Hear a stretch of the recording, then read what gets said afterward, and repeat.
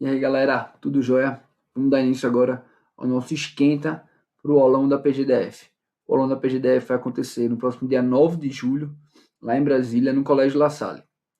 A ideia é que a gente possa, nessa reta final, nessas últimas 24 horas, revisar com vocês aqueles aspectos que a gente acha que tem mais cara de prova, que são temas mais sensíveis, que são temáticas mais cobradas, mais recorrentes. Quem pôde assistir o aulão de véspera da prova da Procuradoria do Estado do Amazonas, viu que das 4 questões do processo de trabalho, a gente acertou 3. A quarta a gente não cravou como as outras 3, mas a gente mencionou que a exceção de competência tinha um prazo de 5 dias e que a administração pública tinha um prazo em dobro. Faltou dizer que o prazo era 10 dias, mas a gente acha que já dava para quem assistiu ao aulão acertar essa questão. E é com essa intenção de acertar o maior número de questões possíveis que a gente vai para esse aulão, vai se preparar, vai, a partir das provas anteriores, selecionar aquilo que a gente entende que tem mais cara de prova. Tá joia? Hoje, qual vai ser a proposta? A ideia hoje é tentar fazer uma revisão nesse esquenta dos aspectos de direito material e de direito processual sobre terceirização e responsabilidade da administração pública. É um tema muito recorrente, é um tema muito comum em prova. Quase todas as provas de procuradoria têm alguma questão sobre a temática, até mesmo pelo fato de ser uma temática, do ponto de vista prático, muito presente, majoritária, predominante nas procuradorias, as controvérsias relativas à terceirização e à sua responsabilidade. Tá joia? Então vamos dar início aqui aos slides. Primeiro aspecto, pessoal, que a gente tem que ter em mente é que a terceirização de serviço, como a imagem tenta mostrar, é uma relação triangular. Você vai ter, em regra, 3 partes na terceirização. Você vai ter inicialmente um empregado, uma pessoa física. Você vai ter depois um empregador, que ao mesmo tempo vai ser empregador e também será um prestador de serviço. E por fim, você vai ter a figura do tomador de serviço. Percebam que aqui a gente tem concomitantemente 2 contratos vigentes. Você tem de um lado uma relação de emprego entre a pessoa física, o empregado, e o empregador, que é a pessoa jurídica, e este mesmo empregador também vai figurar como parte numa relação civil, na condição de contratado. Ele é contratado para prestar um serviço. E por fim, o tomador de serviço é parte nessa relação civil como parte contratante. Um aspecto que é muito interessante e é cobrado pelas provas é a relação entre o empregado e o tomador de serviço. Por quê? Porque nessa relação entre o empregado e o tomador de serviço, você não tem propriamente a figura da subordinação. Isto é, o tomador de serviço ele não pode direcionar, dirigir, organizar a forma pela qual as atividades vão ser prestadas pelo empregado. Um exemplo para ilustrar isso. Imaginemos que a administração pública ela contrata uma empresa de vigilância. A administração pública, na condição, portanto, tomadora de beneficiária do serviço de vigilância, não vai poder advertir, suspender ou até mesmo demitir o vigilante por eventual conduta que ela entende inadequada. Da mesma forma, a administração pública não vai poder direcionar e determinar que o vigilante A esteja presente às 8 horas e saia às 10 e depois sai às 11 e volta a determinado horário. Essa organização das atividades a administração pública não pode fazer. O que é que ela pode fazer? Ela pode prever no contrato que os serviços irão começar às 8 da manhã e vão terminar às 6 da noite. Mas ela não pode dizer quem estará lá, qual a carga horária que vai ser cumprida, de que forma isso vai ser feito. Essa organização das atividades é uma prerrogativa própria do empregador e do direito, portanto, à subordinação, a capacidade do empregador de dirigir, de organizar as atividades. Beleza? Vamos seguindo agora com os principais pontos. Qual é um aspecto central da terceirização? É possível a terceirização de atividade finalística? Por muito tempo, vigorava a súmula 331 do TST, em que a súmula 331 ela fazia uma distinção entre atividade meio e atividade fim. Ao entender do TST, portanto, só seria possível a realização de terceirização, a contratação de empresas para prestar serviços de atividades meios. As atividades finalísticas das empresas, portanto, não poderiam ser transferidas para terceiros. Acontece, entretanto, pessoal, que essa distinção entre atividade fim e atividade meio, ela foi superada. Em 2017, houve alteração da Lei do Trabalho Temporário, e a lei passou a prever expressamente a possibilidade de terceirização de toda e qualquer atividade empresarial. Mas aí você pergunta, mas Felipe, antes dessa lei, se eu contratasse alguém para prestar atividade finalística, haveria o reconhecimento da fraude e do vínculo empregatício? Não. Por quê? Embora existisse decisão de justiça do trabalho nesse sentido, o Supremo Tribunal Federal apreciou a matéria. No âmbito do recurso extraordinário 958, 252 e da DPF 324, o Supremo entendeu que, mesmo antes da alteração da Lei do Trabalho Temporário, já era possível a terceirização das atividades finalísticas. Para o Supremo, com base nos princípios da livre iniciativa e da liberdade econômica, não poderia o Poder Judiciário, a prioristicamente, considerar que toda e qualquer terceirização de atividade fim seria uma relação fraudulenta. O Supremo também questiona como é que se é possível fazer essa distinção entre fim e meio, de modo que, para o Supremo, não é o objeto da contratação, não é o objeto contratual que vai definir se a contratação ou terceirização é lícita ou não. Entretanto, ressalva o Supremo, nesse julgamento, que a tomadora deverá ter a responsabilidade subsidiária pelos eventuais direitos trabalhistas que forem sonegados. E aqui a gente vai dar prosseguimento ao seguinte aspecto. A gente viu que na iniciativa privada não há uma vedação ao objeto da contratação. A gente pode ter uma prestação de serviço, quer de atividade fim, quer de atividade meio. Mas, para a administração pública, é possível adotar o mesmo entendimento? Qual é o problema, pessoal? Como vocês sabem, como bons concurseiros que são, o ingresso na administração pública, em regra, só pode ocorrer mediante concurso público, artigo 37, inciso 2 da Constituição. De modo que, a se permitir a terceirização livre, geral e restrita, você pode ter eventuais hipóteses em que candidatos estariam sendo preteridos pela celebração de contratos de terceirização. Ou até mesmo você estaria esvaziando a obrigatoriedade do concurso público. Você passaria apenas a contratar mediante terceirização e assim não haveria mais necessidade de fazer a contratação de pessoal por concurso público. Preocupado com esse aspecto, a própria legislação, o próprio legislador cuidou de traçar alguns parâmetros para a realização da terceirização da administração pública. Isso a gente consegue perceber no âmbito da lei de licitações. A nova lei de licitações, no artigo 48, ao tratar das execuções indiretas, que são aquelas execuções que foram transferidas para terceiros, ele assim preceitua: poderão ser objeto de execução por terceiros as atividades materiais acessórias, instrumentais ou complementares aos assuntos que constituam a área de competência legal do órgão da entidade. Assim, percebam, a própria legislação, o próprio legislador ressalvou que o objeto contratual para a administração pública da terceirização não tem a amplitude que tem na iniciativa privada. A administração pública não pode contratar de forma ampla, geral, como a iniciativa privada pode. Ao contrário, ela só pode fazer a contratação para as atividades materiais que forem acessórias, instrumentais ou complementares. Certo? É importante perceber que esse artigo da Lei de Licitações, e que para muitos vai representar uma norma geral, ele reproduz o conteúdo existente nos decretos do governo federal.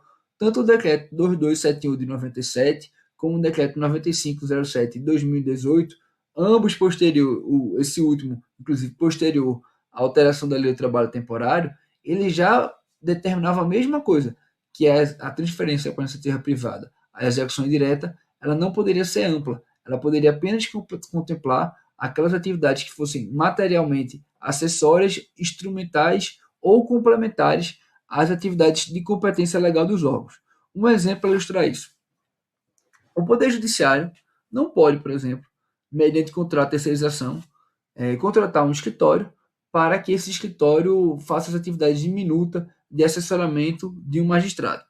As atividades de um analista, por exemplo, que assessora, que minuta decisões, sentenças, votos, acordos, ela representa a própria prestação jurisdicional. Ela não é uma relação meramente material e acessória, como é a atividade de recepção ou de vigilância. Ela representa a própria razão de ser do Poder Judiciário. Assim, para que não se viole a regra do concurso público, não pode o Poder Judiciário terceirizar as atividades de um analista, as atividades de assessoramento, para a iniciativa privada. Tá joia? Vamos seguir. Pergunta central do tema de terceirização é a questão da responsabilidade. Como a gente viu lá atrás, o próprio Supremo condicionou que no âmbito da iniciativa privada houvesse a responsabilidade subsidiária do contratante. Essa regra é a regra geral e ela é também prevista na legislação. No artigo 5º-A, parágrafo 5º da Lei de Trabalho Temporário, é determinado que o tomador de serviço vai ter responsabilidade subsidiária, isto é, em eventual reclamação trabalhista, se o empregado persegue do empregador o recebimento de suas verbas e esse empregador é inadimplente, poderá, na sequência, o tomador de serviços ser responsabilizado. A questão, entretanto, a grande polêmica é: e para a administração pública? Como é que essa matéria é regida? Para a administração pública, pessoal, você tem inicialmente a vedação à responsabilidade prevista no artigo 71 da Lei 8.666. Como vocês sabem, o artigo 71 da Lei 8.666 estabelecia expressamente uma vedação. Ele dizia categoricamente que não haveria responsabilidade da administração pública por eventuais débitos trabalhistas do prestador de serviço. Esse artigo, ele surgiu muita polêmica, muita discussão sobre ele foi levado à apreciação do Supremo. E o Supremo, no âmbito da DC 16, reafirmou a constitucionalidade do dispositivo e determinou, portanto, que os órgãos, principalmente a Justiça do Trabalho, o seguisse. Acontece, entretanto, que a jurisprudência do TST entendia que, mesmo vigente, mesmo constitucional, o artigo 71, passaria a ser possível a responsabilização da administração pública caso houvesse uma falha na fiscalização. Isto é, caso a administração pública incorresse culpa em vigilando, poderia, segundo o TST, nos termos da súmula 331, inciso 5º, haver responsabilização subsidiária da administração pública. Então, para o TST, existente uma conduta culposa no sentido do dever de vigilância que deveria existir por parte da administração pública, seria possível a responsabilização. Acontece, entretanto, pessoal, que houve um novo julgamento da matéria dentro dessa postura do Judiciário Trabalhista de responsabilizar os entes públicos, que foi o recurso ordinário 760-931. Nesta oportunidade, o Supremo reafirmou a necessidade de que houvesse uma comprovação da efetiva falha na fiscalização e que essa efetiva falha na fiscalização do poder público ela deveria ter um nexo de causalidade com o dano. O STF, nesse caso, ele afirma de forma categórica que assim, não é o simples fato de ter havido o inadimplemento ou o descumprimento de direitos trabalhistas que levará, ipso facto, imediatamente, consequência natural, à responsabilidade da administração pública. Pelo contrário, para o STF, terá que haver uma comprovação de que houve uma falha nessa fiscalização e que, em decorrência dessa falha, daí, portanto, a existência de um nexo de causalidade, em decorrência dessa falha, o trabalhador ele sofreu determinado prejuízo, sofreu determinado dano, certo? O que acontece? Mais um aspecto interessante é o seguinte: esse entendimento ele estava vigente, mas a nova lei de licitações ela passou a prever um novo regulamento sobre a matéria. A lei de licitações ela passa a dizer o quê? Ela reafirma que, em regra, não haverá a responsabilidade dos entes públicos e estabelece a exceção. Qual será a exceção? Em quais casos será possível a responsabilização do ente público por eventuais débitos trabalhistas? Para o legislador, a responsabilidade subsidiária ela existe apenas para as contratações de serviços contínuos com dedicação exclusiva. Serviços contínuos é um conceito legal, está lá expresso na lei de licitações, são aquelas atividades a serem continuamente executadas, o objeto se renova mensalmente e tudo mais. E a dedicação exclusiva, ela diz respeito àqueles contratos em que o empregado, no caso, ele presta serviço apenas e exclusivamente a um tomador. É o caso, por exemplo, de um vigilante que apenas atua em benefício da administração pública, não atua metade do expediente para a administração pública e metade para outro órgão. Há, nesse caso, que haver um regime de dedicação exclusiva da mão de obra. Nesses casos, portanto, para a nova lei de licitações, além de haver necessariamente um contrato com objeto de serviço contínuo e dedicação de mão de obra exclusiva, deve haver, tal qual o Supremo reafirmou, uma comprovação de que houve uma falha na fiscalização por parte da administração pública. É necessário, portanto, que haja uma comprovação de que a administração pública falhou no seu dever de fiscalizar e, em decorrência dessa falha, é que surgiu o dano e, portanto, surgiu eventualmente o direito à responsabilidade. Aqui só um aspecto que não está no slide que eu lembrei, que é o seguinte: para os casos especificamente de acidente do trabalho, a gente vai ter uma responsabilidade, segundo o TST, solidária e independentemente de efetiva falha na fiscalização. Então, muita atenção, pessoal.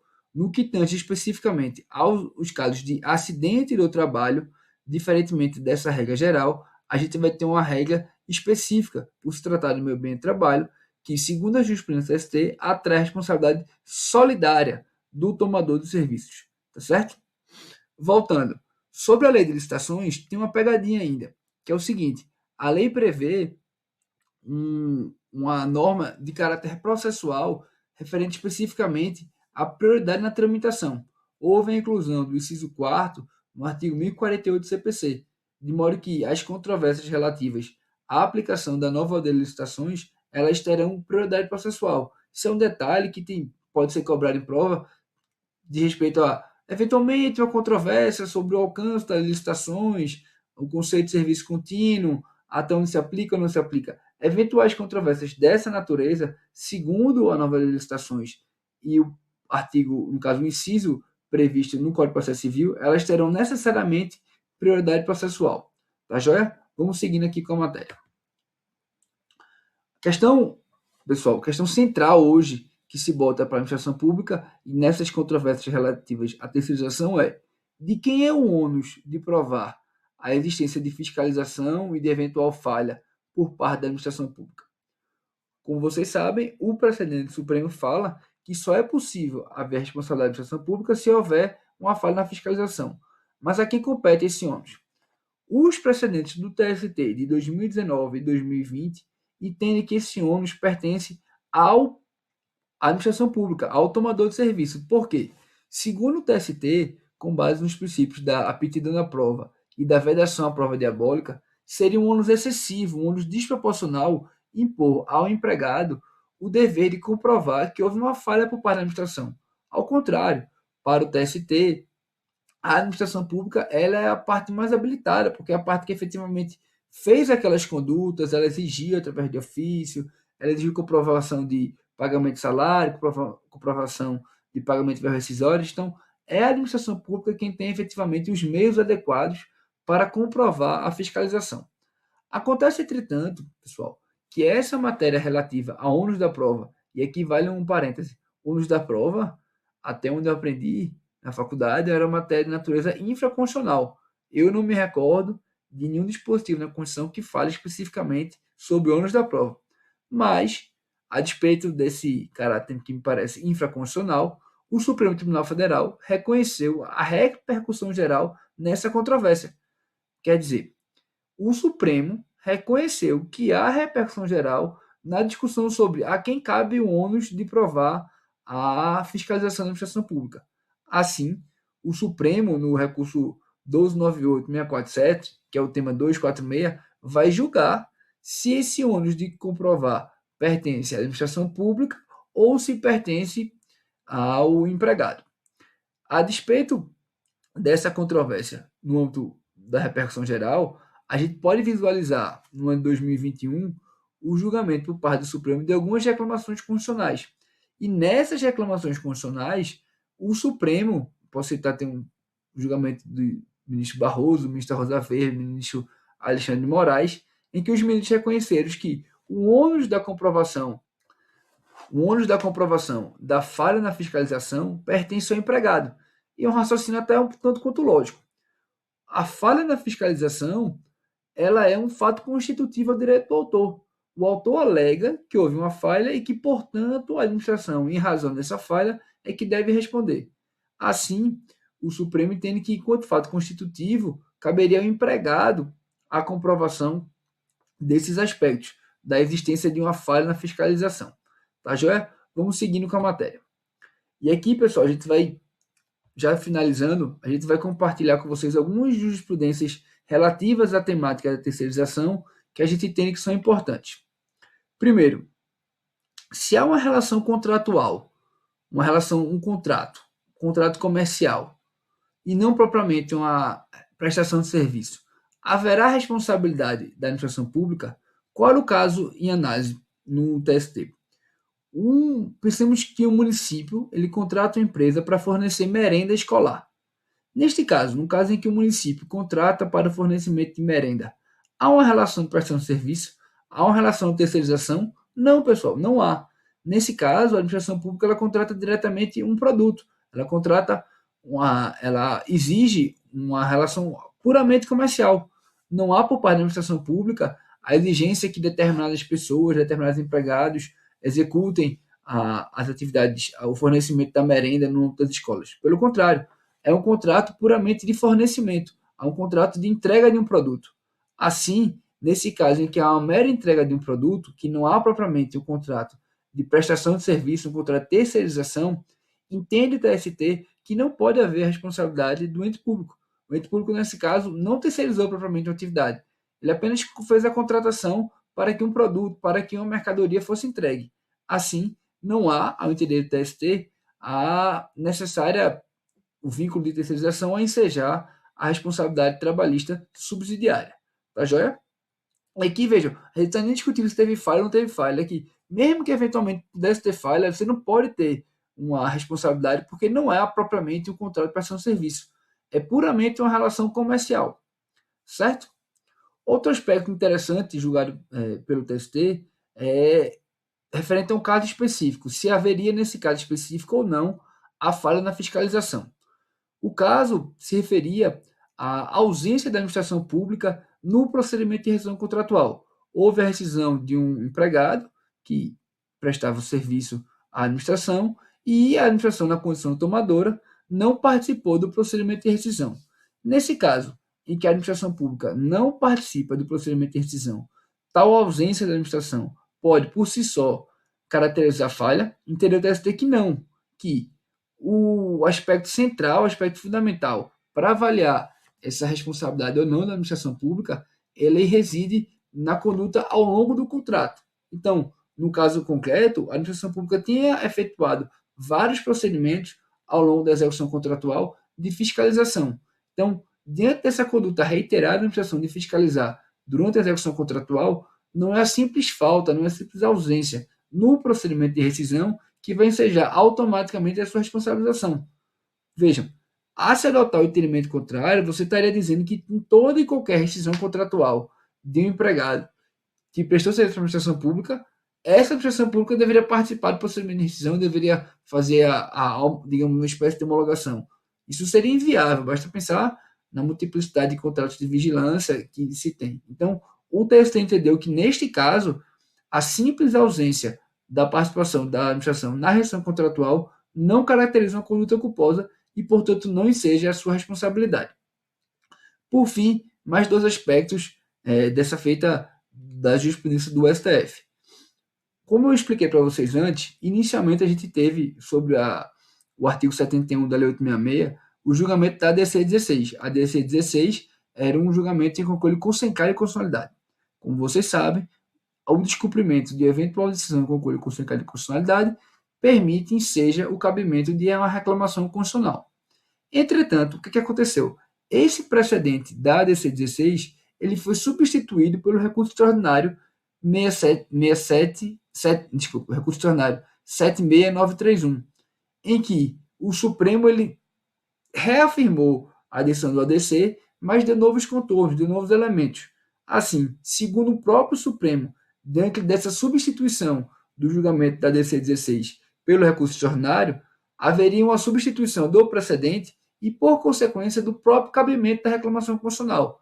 Assim, para o Supremo, em razão da previsão do artigo 988, parágrafo 5º do CPC, o cabimento da reclamação constitucional sobre a matéria relativa à responsabilização da administração pública por eventuais falhas contratuais, se essa responsabilização ela é constitucional ou não, se ela viola ou não os precedentes do Supremo, ela só será cabível a partir de agora, segundo o Supremo, quando houver o esgotamento das instâncias ordinárias.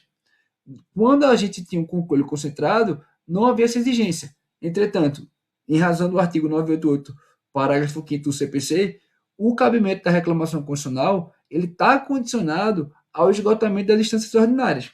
Beleza? Por fim, o último aspecto, ainda sobre terceirização, é sobre a questão relativa ao direito à equiparação salarial.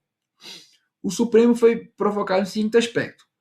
Imagine um caso de um vigilante que presta serviço para a administração pública. E a administração pública ainda tem nos seus quadros, ainda que em extinção, um vigilante igualmente. Então você tem de um lado um vigilante terceirizado e de outro lado um vigilante servidor público. Esse vigilante terceirizado, por executar efetivamente as mesmas atividades deste vigilante da administração pública, ou vamos supor, nem vigilante, no caso de um vigia, que é mais fácil, você tem 2 vigias ou 2 faxineiros. Nesse caso é que você tem empregados com as mesmas funções. Esse empregado terceirizado, se ele receber menos que o empregado efetivo do tomador de serviço, ele vai ter direito a pleitear perante o seu empregador a isonomia salarial. Afinal de contas, você pode pensar que eu estou prestando a mesma atividade para a mesma pessoa e tem um cara lá que ganha 2, 3 vezes mais que eu. Por que eu estou prestando atividade no mesmo local, no final das contas, para o mesmo beneficiário, e eu não vou ter direito à isonomia salarial? O Supremo Tribunal Federal, ao julgar essa matéria, entendeu que não haveria direito à isonomia salarial. O voto do ministro Barroso destaca que, até do ponto de vista consequencialista, que o reconhecimento de um eventual direito à isonomia salarial feriria a livre iniciativa e a liberdade econômica, pois tornaria cada vez mais difícil a terceirização. A lógica de redução de custos, de melhor gerenciamento de mão de obra, estaria esvaziada. Além de que, propriamente, você não tem na relação de terceirização e na relação dos servidores, são empregadores diferentes. Vamos lembrar, na terceirização, o empregador não é a administração pública, não é o tomador. O empregador é uma empresa, a prestador de serviço. Já o servidor público, ele tem propriamente como empregador, a administração pública. Certo? Então, tendo em vista esses aspectos, o Supremo entendeu que não haveria direito à isonomia salarial. Então, se houver uma reclamação trabalhista nesse sentido, se houver eventualmente uma questão na prova dizendo o empregado terceirizado que execute as mesmas atribuições no mesmo local de trabalho vai ter direito à isonomia salarial? A resposta é não. Não haverá direito à isonomia salarial.